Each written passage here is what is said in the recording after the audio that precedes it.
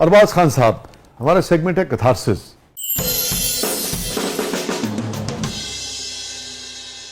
Any regret Arbaaz in life? Sir regret ये है कि मैं जब फिल्म इंडस्ट्री में आया तो मेरा तो अपना, मेरे वालिद ही खुद मेरे गॉडफादर थे और उस वक्त मुझे इतनी समहाउ नॉलेज नहीं थी कि यार अभी मैं आ गया हूँ और मेरी एक पहली फिल्म इतनी सुपर डुपर हिट हो गई है, अब मुझे थोड़ा सा रिफ्रेन करना चाहिए, मुझे वही फिल्म्स करनी चाहिए कि यार जिसमें मैं सोलो हूँ, एम्फेसिस मेरे पे ही हो। ठीक है। तो कट टू एक फिल्म मुझे ऑफर हुई, बाजीगर। इकबाल कश्मीरी जिसका जिक्र हुआ अभी। जी हाँ, डायरेक्टर थे, एजाज दुरानी साहब उसके प्रोड्यूसर थे और बाबर अली इस वक्त बूम पे था, उसका डबल रोल था और फिल्म शूट होनी थी टर्की में। अब बाजीगर टाइटल बाबर का था और उस वक्त मुझे काफ़ी लोगों ने, मुझे दोस्तों ने, मेरे कुछ सीनियर्स ने मुझे मना किया कि यार आपको ये फिल्म नहीं करनी चाहिए, आप रिफ्रेन करें, अभी आप ठहर जाएं, आपको सोलो फिल्म ऑफर होंगी। बस मैंने कहा नहीं यार, ये ऐसी मुझे शायद खाइफ हैं, जेलस होते हैं। मैंने कहा मैं करूँगा, अगर बाबर अली ठीक है, इस वक्त वो है, सुपरस्टार है, तो कोई नहीं, मज़ा आएगा काम करने का।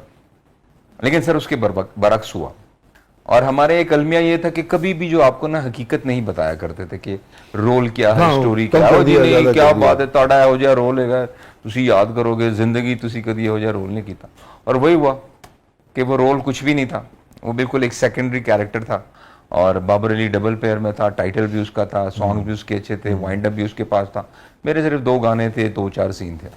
तो मुझे लगता है कि वो जो घूंघट के बाद जो एक ऑरा मेरा बना था, वो बाजीगर फिल्म के बाद ना बिल्कुल कोलैप्स कर गया। अच्छा, तो वो स्ट्रेटेजिक आपको लगता है कि गलती हुई है? मेरी गलती थी, मुझे वो फिल्म नहीं करनी चाहिए थी, मुझे अपने आप को रोकना चाहिए था, रिफ्रेन करना चाहिए था, अच्छे प्रोडक्शंस का मुझे इंतजार करना चाहिए था।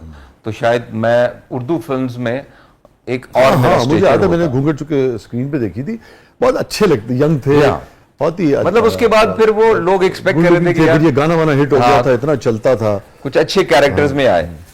फिर एक और फिल्म मेरी थी दुपट्टा जल रहा, उस पर मेरा बहुत ज्यादा एक उस पे एक उम्मीदें थी, वो गाना तो हिट हुआ लेकिन फिल्म इतनी नहीं चली।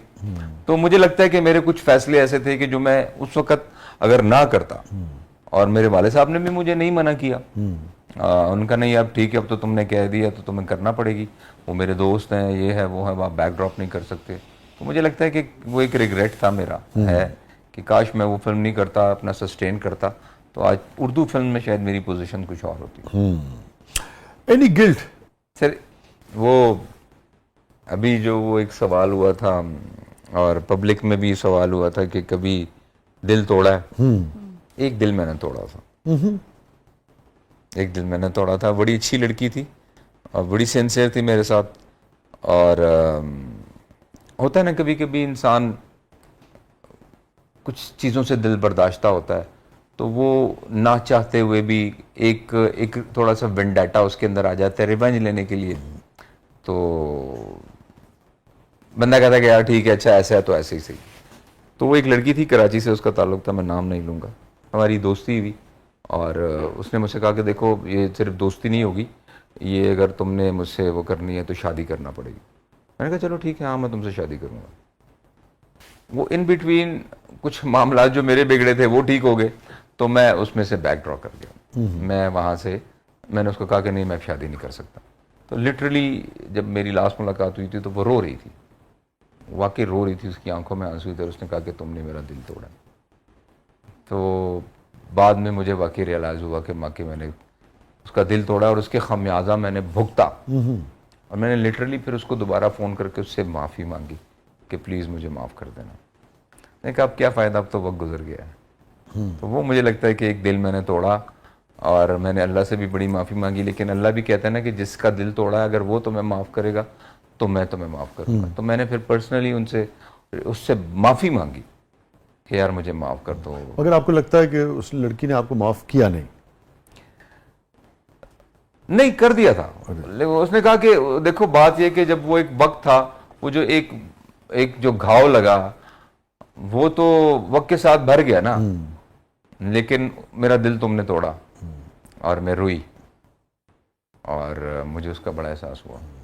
और आपको लगता है कि उसके असरात पड़े आपकी ज़िंदगी पर? जी हाँ, बिल्कुल बाद में मेरा दिल टूटा। और उसकी वजह आप वो समझते हैं? बिल्कुल। और उसने मुझे कहा एक दफा कि देखना तुम्हारे साथ भी ऐसा होगा, और वो हुआ।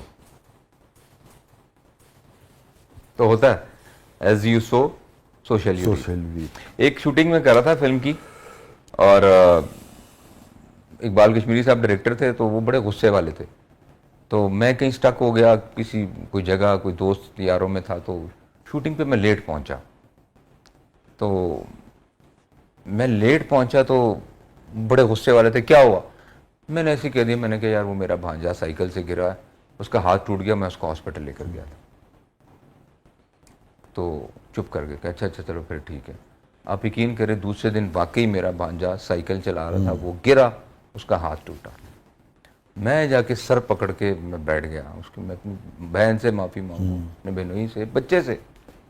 मैंने कहा यार मैंने झूठ बोला था, मैंने झूठ बोला था कि इस तरह हुआ है और ऐसा हो गया।